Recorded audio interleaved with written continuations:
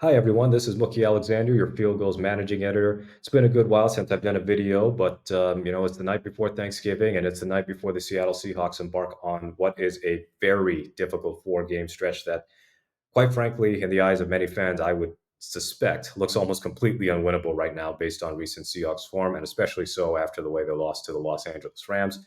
So this is not going to be a long video. This is not a mailbag session. There's no slideshow. It's really nothing but just me talking. This is just me riffing a bit on some Seahawks opinions that I feel are worth sharing rather before we get to the 49ers game on Thanksgiving. So let's just get down to the nitty gritty.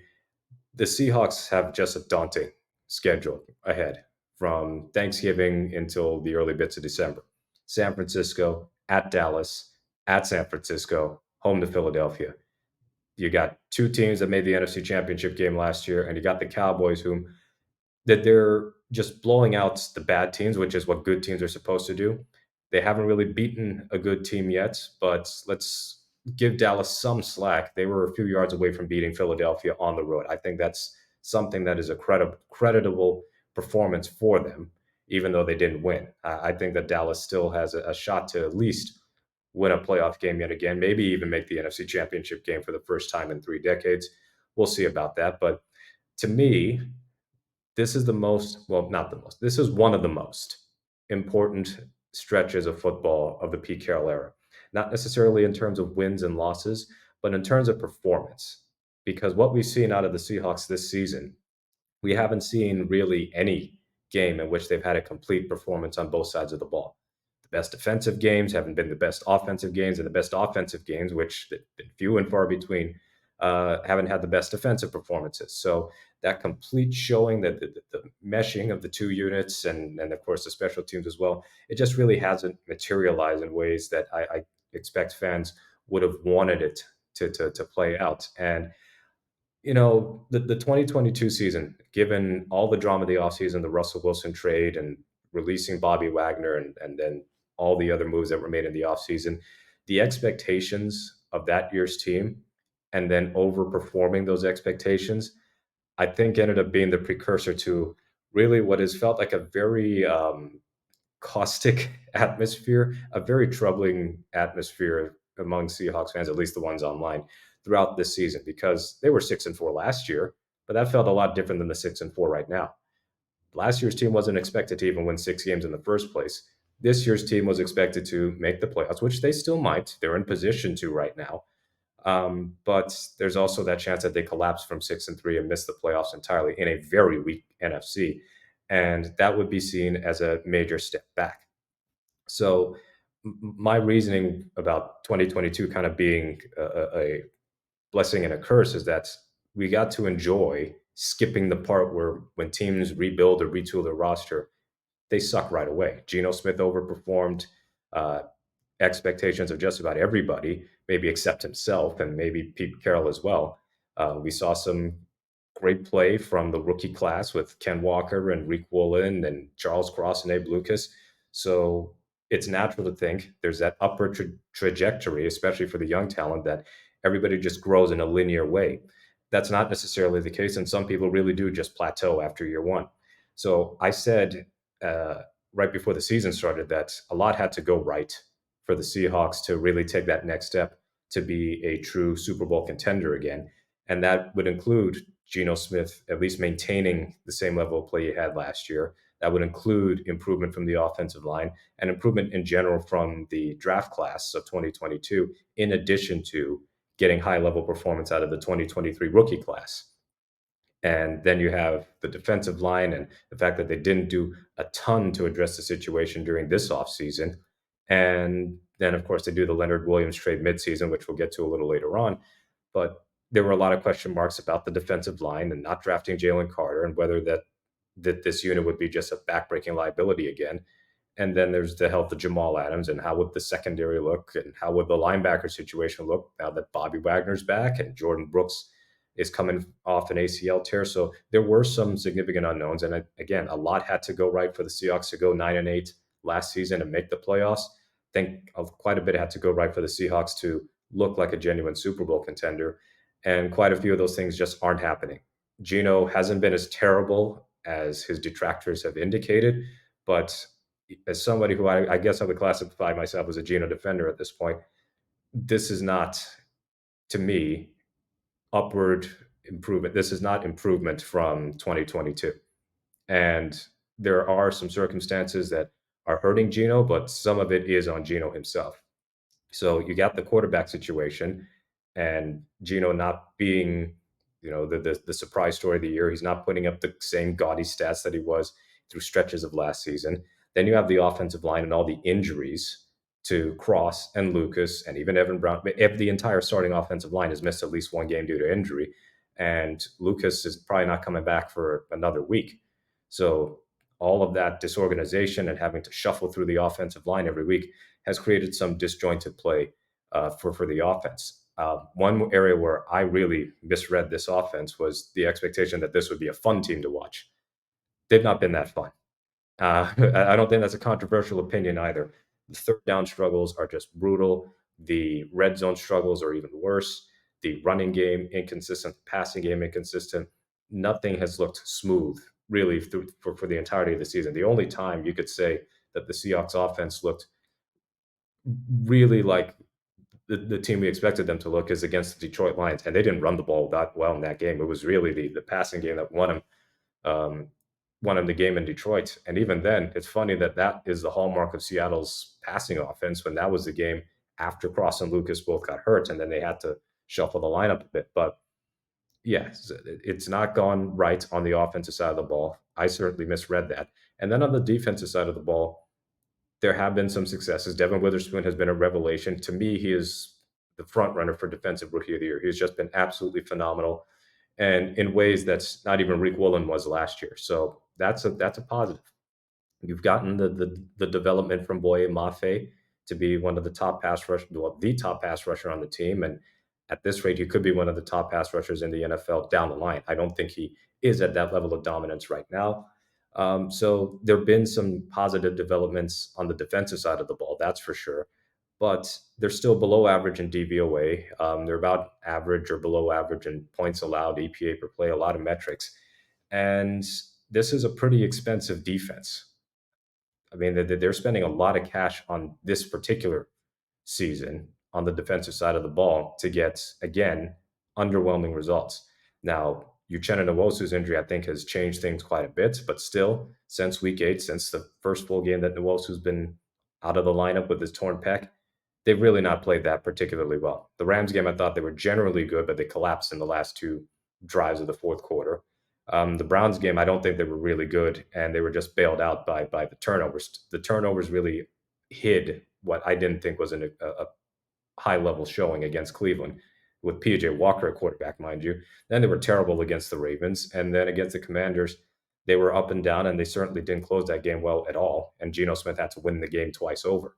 So what you get is an inconsistent defense. And I think Seahawks fans are generally tired of seeing this, where Seattle just throws a ton of draft capital, whether through trades or using their draft picks on defensive players, and just getting these results where they don't look like a top 10 unit on a consistent basis. They come out of the gates and they're stumbling, then they have some sort of correction, and then they just fall back again. And what I fear about the defensive side of the ball is you're playing a dynamic San Francisco offense. You're playing Dak Prescott, who's performing at the highest level that he's probably ever played at. And then the Eagles, even if Jalen Hurts is not having tremendous passing statistics, that offensive line can absolutely bully Seattle's defensive line straight out of the paint. So there is cause for concern there. And in general, for the Seahawks, they don't look, and they have not looked like they belong in the same league as San Francisco, Dallas, or Philadelphia. And we probably shouldn't have expected that. I mean, we have to be really honest about the state of this roster. The potential of the roster is not the same as what the roster is right now. Take a look at the roster right now. You can put it up on Wikipedia or go to Seahawks.com or whatever and ask yourself, how many players on the Seahawks right now would you say are top 5 at their respective position? So just give yourself a few seconds, just give it some thought. How many players on the Seahawks roster would you say are top 5 at their respective position? And we'll focus on offense or defense because Michael Dixon and Jason Myers might be cop out answers. But is Geno a top 5 quarterback? No. Is Kenneth Walker a top five running back? Maybe top 10, but I don't think top five. A wide receiver, DK Metcalf and Tyler Lockett are really good receivers, no matter how much fans want to trade DK away. Individually, they're not top 10 receivers. And that's not to denigrate either one of them as not being that good, but you can't be serious thinking that Metcalf and Lockett are just right up there with Jamar Chase and Justin Jefferson and Tyreek Hill and Mike Evans and Devontae Adams, so on and so forth. They're not at that level. And then Jackson Smith and Jigba is got the potential to be a top receiver, but he's a rookie and he's developing quite nicely in my opinion. But again, not at that level yet. The three tight ends, Noah Fant, Colby Parkinson, Will Disley. There's a real good chance not one of those three is on the roster next year. I can't make a serious argument that any one of them is a top 10 tight end right now. And Disley is getting not a lot of playing time for a dude on his salary. So I love Uncle Will, but we might be looking at the end of the road for him on this roster. And it's also why some weren't particularly big fans of the contract they gave out. Offensive line, no doubt that none of those starters is a top five offensive lineman, guard, tackle, center, what have you. And then on the defensive side of the ball, Boye Mafe has been a revelation, but that doesn't make him somebody who's in the same league as Max Crosby or T.J. Watt or Miles Garrett, Trey Hendrickson, so on and so forth. And the same applies to Nwosu, even though he's hurt, he's not at that level. On the interior, it's cool that they got Leonard Williams, but I don't know if this is the Leonard Williams of his Jets days or even his 2020 season with the Giants. And then Jaron Reed, again, the signings worked out better than I thought, but not necessarily somebody you would call one of the most disruptive interior defensive linemen in the league. At linebacker, how many more years are you going to get out of Bobby Wagner? And I think Bobby is still really good as a run defender, but in pass coverage, it's really matchup dependent. He can still close on ball carriers if he's right near them, but you can tell that certain teams like the Rams are willing to exploit the middle of the field so heavily. And that's where Wagner generally is, and Jordan Brooks generally is. And Seattle is one of the worst teams in the NFL right now at defending the middle of the field, especially short passes. So Wagner and Brooks have their qualities, but Bobby Wagner 2023 or say Fred Warner or Demario Davis. 2012 or 2013 Bobby Wagner, I'd take over both of them. But it's 2023, it's almost 2024. I'm taking Davis and Fred Warner and Roquan Smith, other off-ball linebackers over him and Brooks at this point. Then cornerback is probably the one area where I think, yeah, we could see some top 10 guys. I'm going to be a homer here. Say Devin Witherspoon's a top 10 corner already. And then Reek Woolen had a tough start to his season, but I think he's steadily getting better. The penalties have got to be cleaned up, no doubt about that, across the entire team. But he's been one of the culprits as far as these drive extending penalties and hands to the face every week, it seems. And then in the secondary, I don't think 2023 Jamal Adams is a top five safety. And then Quandre Diggs, I still think is a top safety.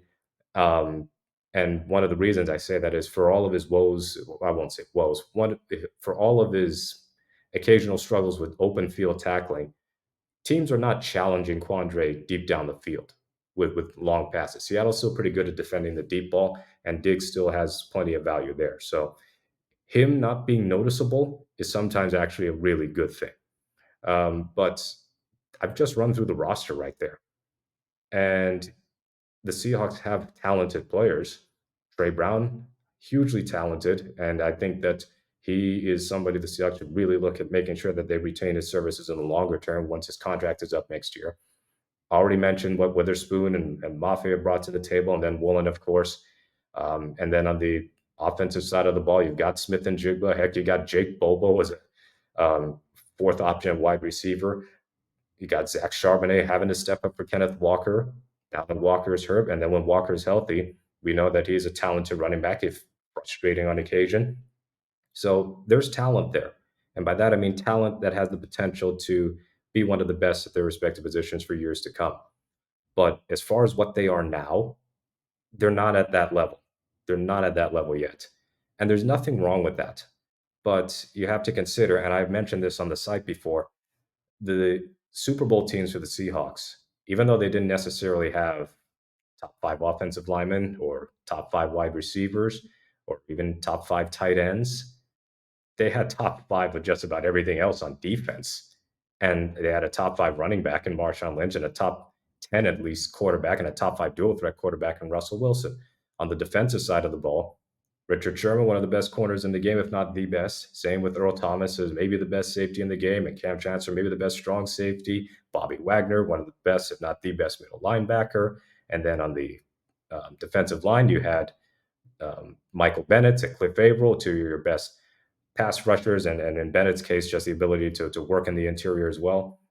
They were just loaded on the defensive side of the ball, such that they didn't necessarily need an elite offense where you just had tremendous skill position players everywhere. You got it at quarterback and running back, but not always a wide receiver and tight end. Doug Baldwin didn't really break through until after, unfortunately, Seattle's wide receivers, until after Seattle's Super Bowl seasons ended. But 2013 and 2014, Doug Baldwin, not somebody you would have considered as one of the best receivers in the NFL. So the Seahawks were able to contend that way because they had an overwhelming talent advantage on defense. They don't have an overwhelming talent advantage right now on offense or defense. So for Seattle to really be a contender, they need better players. That's one thing, and they need the good players on this team right now to be great. We were asking we were kind of asking quite a lot for a 2013 redux, essentially, for the 2023 team. If only it were that easy. But again, progress is not always linear, and Seattle's had some bad luck. We wanted to see the development of Cross and Lucas, and then they both got hurt week one. We wanted to see the development of Reek Woolen, and he had off-season knee surgery, and I think that has had an impact on some of his play this year. So there's been some bad luck that has impacted the Seahawks, and we have to be cognizant of that. But as far as this 4 game stretch, if they just look completely incompetent, they can't even do anything on early downs. They're just looking schematically outmatched on defense. They're getting blown out pretty much every week. Um, there's going to be a reassessment of how good this roster actually is in the short term and maybe the long term. But there's going to have to be a reassessment of whether or not the coaching staff, and that includes Pete Carroll, of course, is getting the best out of this roster. And I think that may be a discussion for another day. But the Seahawks are 6-4 right now with a negative point differential. Their metrics suggest that they are just an average team. So the question would be, and this is something that somebody had asked in the mailbag last week, and I neglected to answer it. But if you put Sean McVay on the Seahawks coaching staff and he got to import his entire coaching staff over as well, would the Seahawks be better than 6-4 with the exact same players? I think that is worth debating, because I look at Kevin Stefanski out in Cleveland and the job that he's done. That team is 7-3, and he's got Dorian Thompson-Robinson starting at quarterback. He had PJ Walker starting, and even though Deshaun Watson was 5-1 as a starter, he wasn't exactly setting the world on fire with his performances. He lost Nick Chubb, his top running back, one of the best running backs in the league, 2 weeks into the season. And then they're down both of their starting tackles. So Cleveland has had to go through a lot, and they're still winning games because they have, right now, the top defense in the league. Something that Pete Carroll has probably wanted to has probably wanted to try and build or rebuild since the dissolution of the Legion of Boom, but he hasn't come close to delivering. And it shows you also how much a change in philosophy and coaching can make a world of difference for an NFL team, because the Browns defense was one of the worst last year. They fired Joe was their defensive coordinator, hired Jim Schwartz, totally changed their defensive scheme, added a couple players, including former Seahawk Shelby Harris. And suddenly they're just absolute beasts out there, and they're hard to score against on a consistent basis. So I think if you put Kevin Stefanski on the Seahawks coaching staff, they might be better. To me, Pete Carroll has always been a coach who is very talent reliant, but in fairness, it's not like he can't coach without talent. You can't coach a bad roster, because that's what he did in 2010. Yeah, they won the NFC West on a technicality that 7-9 was good enough to win that division. But you look at that 2010 roster, and I think it's still a great coaching job by Pete, because that team, with all of the changes that him and John Schneider had to make, that could have been a 3-13 or 4-12 quality roster.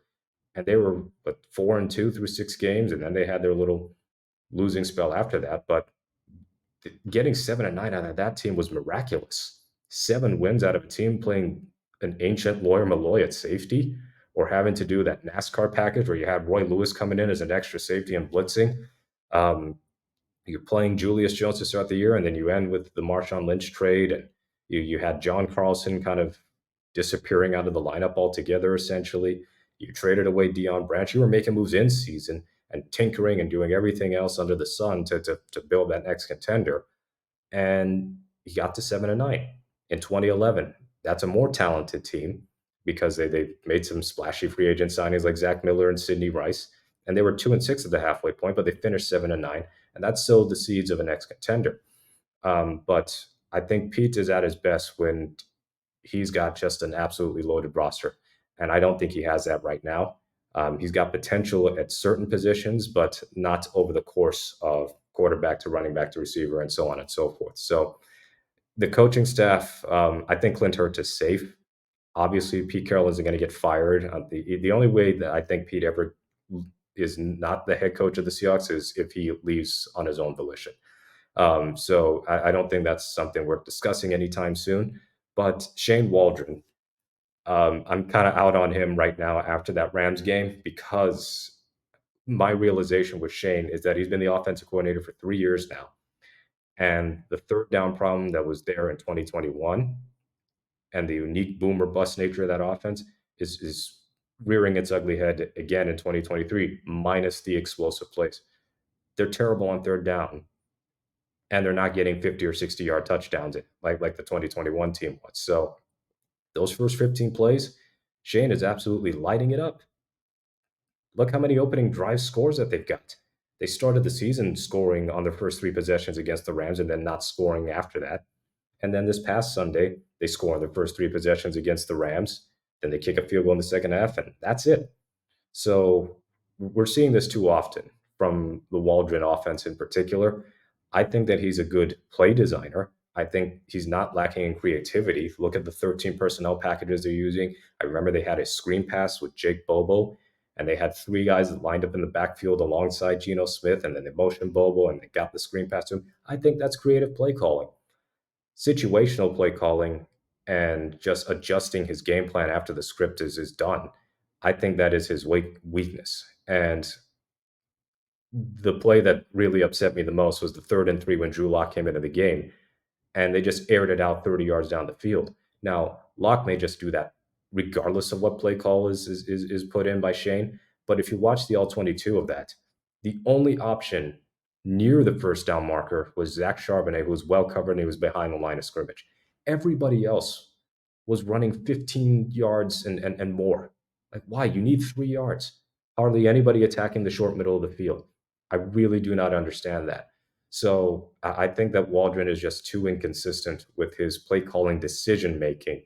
I think to justify him staying as offensive coordinator much longer, the alarmingly high pass rate. I mean, they pass at like a 70% clip on third and short. They're not a bad short yardage running team. Heck, they've been converting these fourth and shorts pretty well, giving it to Charbonnet or Kenneth Walker. But 3rd down and 2, and you're just doing a straight drop back, you've got to do something else other than that. It's okay to run the ball on third and short. It's okay to go play action and have an easy pass. At times, it's like he's setting up potential failure.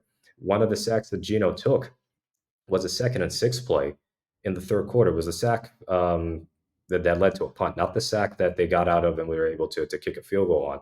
It was 2nd and 6, and he's doing a shot play with a two-man combo. It's DK Metcalf, and I can't remember the other player. They're well down the field. They're not remotely open. And the way the play design worked out, Geno can't scramble out of the pocket and throw it away, so he ends up taking a sack. Like, look, why would you do that type of shot play? I just don't understand um, the rhyme or reasoning to Waldron's game plans. Now, it's fair to defend him a bit in the sense that the offensive line situation has handcuffed him at times. But we're 10 games into the season now, and we're still seeing some of the same problems persist this year that were prevalent last year, including the red zone issues. In 2021, Seattle was great at red zone. They were just terrible on third down. So, it's kind of funny that Brian Schottenheimer may end up being the most successful Seahawks offensive coordinator in the Pete Carroll era, because that wasn't exactly a popular hire, but those were the most efficient years of Russell Wilson's career as a passer. And those are probably the last few years the Seahawks had a great running game to rely upon with a healthy Chris Carson and an offensive line that was actually good at run blocking. But to just put a bow on that, the coaching staff, I suspect there'll be changes if Seattle just completely falls apart over the rest of the season. Not Pete, of course. And Waldron, especially with the pass heavy nature of this offense, he might be the one to fall on the sword, so to speak. So it probably won't matter who the offensive coordinator is under Pete Carroll because of the type of offense we've kind of seen over the years, whether it's Daryl Bevel, Brian Schottenheimer, or Shane Waldron, where they just won't attack the middle of the field for whatever particular reason on a consistent basis. But it might be time for a change at OC. Now, most teams tend to despise their offensive coordinator, even if they're a great offense. But as somebody who's been kind of wishy washy on Waldron, it seems like the tide is starting to turn against him. And it's not just the Rams game in particular, it's just the way that this offense has underperformed. It's a collective failure, but Waldron's got to take a huge portion of the blame for the way that this offense is just not functioning on a consistent basis, which sucks, because this is the year that the Seahawks are finally capable of running a good screen game. They're top 10 in success rate. Who would have thought? They're doing that well, and they can't do anything else well consistently. So maybe we should sacrifice a good screen game if it meant being good at other stuff. So the last thing to get to here would be, how will the Seahawks fare over the next 4 weeks? I think it's more likely than not that they're going to lose all four. I actually believe that the Philadelphia game might be the one that they got the best chance of winning because the Eagles have been walking on a thin line in a lot of their wins. You look at Philadelphia and that win over Kansas City probably should have been a loss if their Chiefs receivers could catch anything, but they didn't. And Philadelphia did well to come back in a hostile environment. But the Eagles' defense is vulnerable. As good as their defensive line is, they got ripped up by Washington's offense rather twice by Sam Howell, and they scored 30 plus points each time. So there are ways to attack the Eagles' secondary, even though they've retooled it a bit. Took Terrell Edmonds out, put Kevin Byard in. That's an obvious upgrade there. But I think that the Eagles are not a juggernaut despite their 9-1 record. Clearly a better team than Seattle, but a team that can be upset on a if you catch them on an off day. We already saw it. Their one loss is to the New York Jets, who had pretty much no offense, but their defense was good enough to shut down Jalen Hurts and company and stuff that running game. So at best, I think Seattle can go 1-3, and at worst is 0-4. That's kind of how I'm feeling about this team at the moment. And it's not to be overly pessimistic or anything. It's just Seattle is just not functioning well. They're just not. The penalties, the pre-snap penalties in particular, are just brutal. The encroachment penalties on the defensive side of the ball, the illegal shifts or false starts or delay of games, penalties on the offensive side of the ball. The third down woes on offense continue, and third down woes on defense were put aside against the Rams, but over the course of the season, it's been a problem. I think the run defense is about to burst, and not in a good way. I feel like they got away with playing a bad rushing offense against Washington, and likewise against the Rams without Kyron Williams. They're going to be playing better rushing attacks in Philadelphia and San Francisco over the next month or so, and Seattle could really just get absolutely bulldozed there. And especially with Frank Clark playing the way he has in the absence of Uchenna Nwosu and Derek Hall just seemingly rooted to the bench for whatever reason, teams are just going to exploit the weakness. And at that point, it's going to be Clark and Daryl Taylor because neither one of them is really much of a run defender. And even though Derek Hall has got some good run stops, he's not providing much as a pass rusher. So the lack of depth on the edges is a real concern because they don't have another stout run defender on the edge other than Mafe, essentially. So losing Nwosu really just damages team so much. Draymond Jones can move to the outside, but his effectiveness is just not worth the contract he was given in the offseason. Leonard Williams, I think, has been good, but is he an impactful player, a highly impactful player on this defense? I don't think he has been. And with all of the concerns over the Seahawks' performance over the last couple of weeks, the Williams trade is going to be under a microscope because of the second round pick they gave up. Because Seattle still needs to invest more talent on both sides of the ball, and they need those draft picks. So to give up a second round pick feels like the misguided belief that Seattle was just that close. They're one player away. They just needed, one particular move to put them over the top. And we've seen that trade a lot. We've seen that trade with Jamal Adams and the two first they gave up. We've seen that trade with the Sheldon Richardson pick, which is kind of out of desperation, and the second round pick they gave up. The Jadeveon Clowney trade, and generally these trades are just not worked out.